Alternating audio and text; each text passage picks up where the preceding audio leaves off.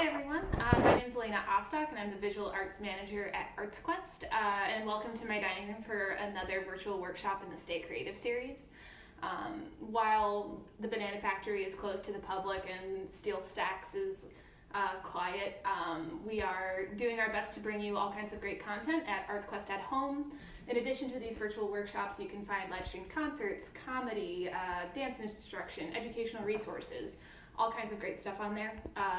If you like what we're doing and you have the means to support us, every little bit helps right now, of course, and it's as easy as going to www.artsquest.org/donate, or you can even buy yourself a gift card to use on future concert tickets or classes or anything like that.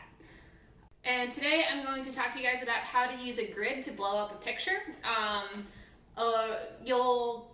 Lots of different artists have very different perspectives on what you should do with drawing. I know some artists who are very adamant you must draw from life, but if you want to draw from a photograph, this is, I personally like this as a way to make sure my proportions stay kind of straight. So what you need for this is a picture that you want to use. I just grabbed this out of one of the books I use for collage. Now I'm debating, should I do the top one or the bottom one? Top. The top one, okay. My roommate has decided I'm going to do this top drawing, which is nice because it's abstract. And I'm going to try to copy this close to perfectly over here. What you need for this is your picture, a piece of drawing paper, a pencil. I'll use whatever kind of pencil I can find. I don't bother with like the HB stuff. And because this is shiny, I'm going to use a pen and some sort of ruler. So what we do first is measure our picture. This has like this weird gold thing that makes it a little bit off, so sometimes I'll measure from the 1 inch mark. 3 3/8 by 4 1/2. So my paper is 7 5/8 by just about 11 inches. What we do now is you pick the size of your grid to start out with. And so I'm going to just do a 1 inch grid on here, and so I'm going to measure from the left edge of my piece, and I'm going to make individual marks at the 1 inch point. And then I'm going to come down and do the same thing again. When you're drawing lines like this, you always want to measure from 2 spots. You don't want to just wing it. And then I will use my straight edge to connect them. Because this straight edge is flexible, it's kind of the worst.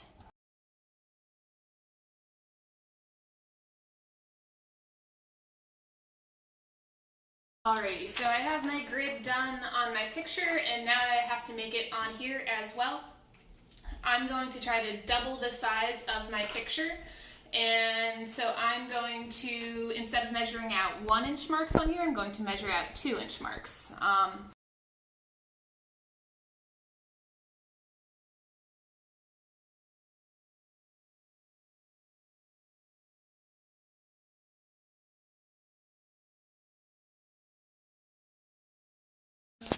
Alrighty, so I have my 2 grids here. This one with the boxes twice as large as the one on the picture, so I'll be able to make my picture twice as large overall.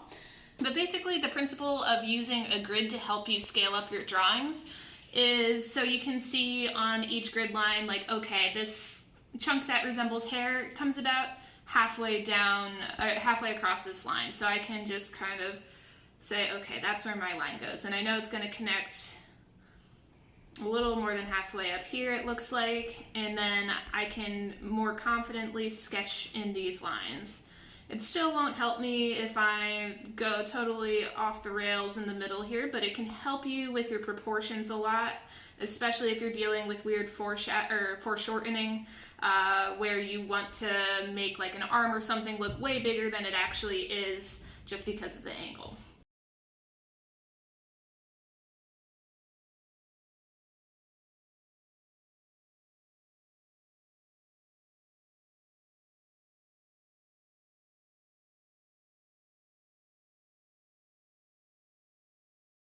If I'm drawing a portrait or something and I want a little bit more guidance around the finer details of the face, you can actually do like a mini grid within your grid. So for example, with this piece, I'm just going to do a second grid where I cut this grid kind of in half.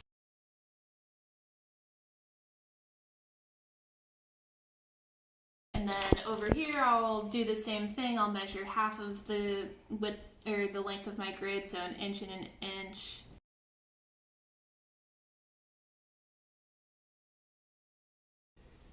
Alrighty, and so now I have 4 smaller grids to work with. That's going to help me guide this a little bit more precisely, which is great for faces or if you're doing something that's super detailed.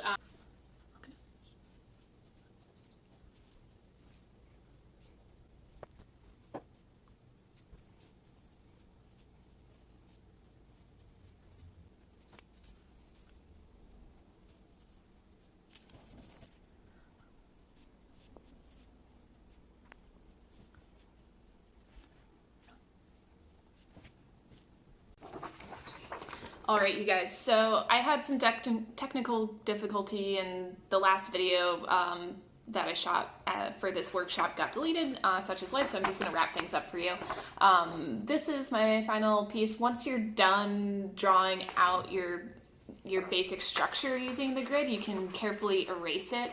And then from there, you can go in, add shading, add color, whatever you wanna do to finish your project up.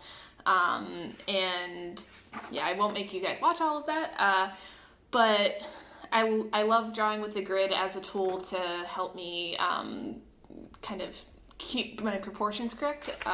If you are doing this at home and trying to tie in some extra educational connections, I mean, the biggest thing here, you're doing so much math, you're doing so much measuring, it is a great way to practice both of those.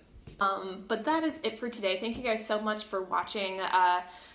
If you enjoyed this video, or if you are making your own art at home, if you try this project, whatever, please feel free to share it with us. You can tag us on Instagram at bananafactory_PA, or you can use the hashtag BFQuarantineArtClub, and then have a chance to be featured on our story. So thank you guys. I hope we can see each other in person again soon, but if not, more virtual workshops are on their way.